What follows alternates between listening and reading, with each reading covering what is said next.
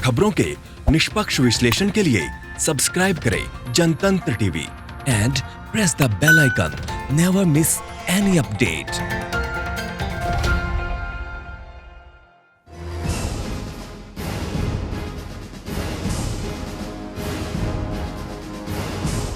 भारत सरकार की तरफ से बार बार ये याद दिलाया जा रहा है कि लाखों करोड़ों रुपए गरीबों के कल्याण पर खर्च किए जा रहे हैं।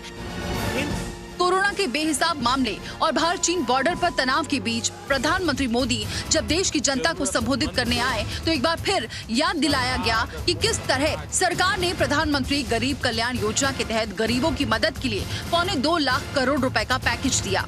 बीते 3 महीनों में 20 करोड़ गरीब परिवार के जनधन खातों में सीधे 31,000 करोड़ रुपए जमा कराए गए।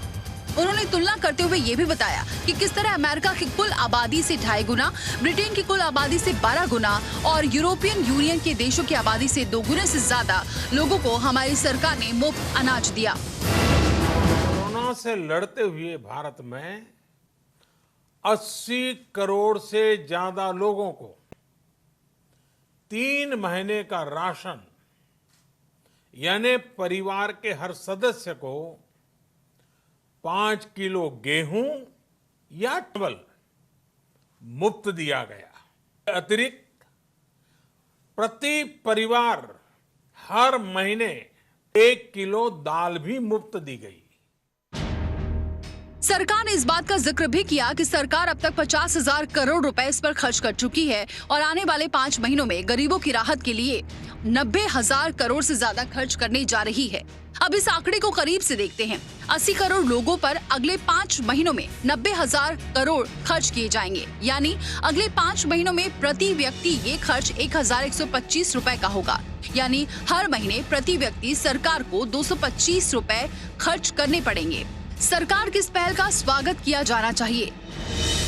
सरकार ने अपनी इस योजना के तहत नवंबर महीने तक का वक्त तय किया है, जब बिहार में चुनाव होने हैं।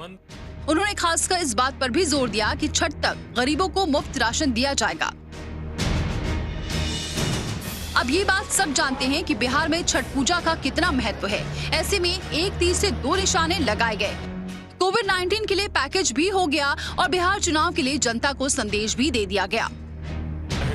80 करोड़ लोगों को मुफ्त अनाज देने की योजना का जिक्र करते हुए प्रधानमंत्री ने कहा कि इससे पूरी दुनिया हैरान है। अब इस बात पर गौर करिए कि तुलनात्मक बातचीत में प्रधानमंत्री ने जिन देशों का नाम लिया वो क्या कर रहे हैं। ब्रिटेन की तरफ से उनके देश में जिन लोगों की नौकरियां जाने का खतरा है, उनकी सैलरी का 80% हिस्सा सरकार दे रही है ताकि उन्हें नौकरी से ना निकाला जाए।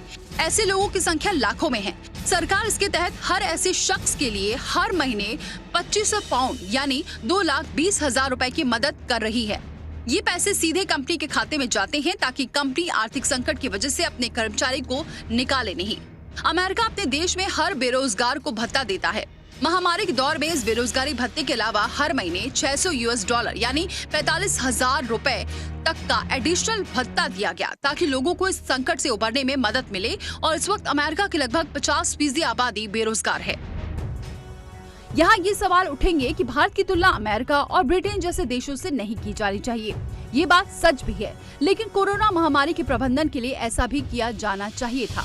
भारत ने कोरोना के मामले में मृत्यु दर की तुलना हमारे ब्रिटेन, अमेरिका, इटली और स्पेन जैसे देशों से की है ताकि इंडियन सब कॉन्टिनेंट के देशों यानी पाकिस्तान में अब तक लगभग 2,10,000 संक्रमण के मामले सामने आए हैं। बांग्लादेश में 1.5 लाख, चीन में 83,000, नेपाल में 14,000, श्रीलंका में करीब 2,000 और भूटान में 77 मामले सामने आए हैं। यानी इन देशों ने कोरोना पर काबू पाने में फिर भी कामयाबी हासिल की है। ऐसे में क्या ये माना जाए कि सरकार की तरफ से एहतियातन कदम उठाने में थोड़ी देरी हुई? विश्व स्वास्थ्य संगठन चेतावनी देता रहा कि हम उस पर समय रहते उचित कार्रवाई नहीं कर पाए। ये बात भारत की अर्थव्यवस्था की भी होनी चाहिए। आपको याद होगा कि कोरोना संकट के आने से पहले ही दिसंबर में मूडीज ने भारत का विकास दर का अनुमान घटा दिया था। अंतर्राष्ट्रीय रेटिंग एजेंसी मूडीज ने 2019-20 के लिए भारत की जीडीपी विकास दर 5.8% से घटाकर 4.9% कर दी थी। खुद कमजोर पड़ती अर्थव्यवस्था की वजह से प्रधानमंत्री मोदी आर्थिक सलाहकार परिषद के साथ बैठकें कर रहे थे। मंदी की आहत को देखते हुए वित्त मंत्री निर्मला सीतारमण हर सेक्टर के लोगों से मिलकर चर्चा कर रही थी। कमजोर पड़ती अर्थव्यवस्था को और बुरी हालत में जाने की प्रक्रिया में कोविड ने आग में घी की तरह काम किया। अब जब रोजाना कोरोना के रिकॉर्ड तोड़ मामले ये साबित कर चुके हैं कि लॉकडाउन का उद्देश्य सफल नहीं हुआ, तो लोग दोहरी मार देख रहे हैं। अर्थव्यवस्था भी बिगड़ी और कोविड का फैलाव भी नहीं रुका, यानी ना तो जान की रक्षा हो पाई और ना ही माल की रक्षा हो सकी। अब जब सरकार खुद ही इस बात को कह रही है कि देश में 80 करोड़ लोगों को मुफ्त राशन दिया जा रहा है, यानी ये 80 करोड़ लोग 1 किलो दाल और 5 किलो चावल या गेहूं के लिए सरकार पर निर्भर है। ऐसे में सवाल ये उठता है कि आखिर भारत की 60% आबादी को गरीबी रेखा से नीचे पहुंचाने के लिए कौन जिम्मेदार है, किसकी नीतियों की सजा ये भुगत रहे हैं।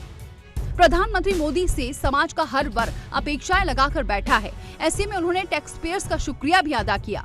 प्रधानमंत्री ने one nation one ration card का भी ऐलान किया। हालांकि इससे पहले रामविलास पासवान और निर्मला सीतारमण इसका ऐलान कर चुकी हैं। दोबारा इसे बताकर प्रधानमंत्री ने लोगों को एक बार फिर भरोसा दिलाने की कोशिश जरूर की। जनतन टीवी के लिए वासिल मिश्र की रिपोर्ट।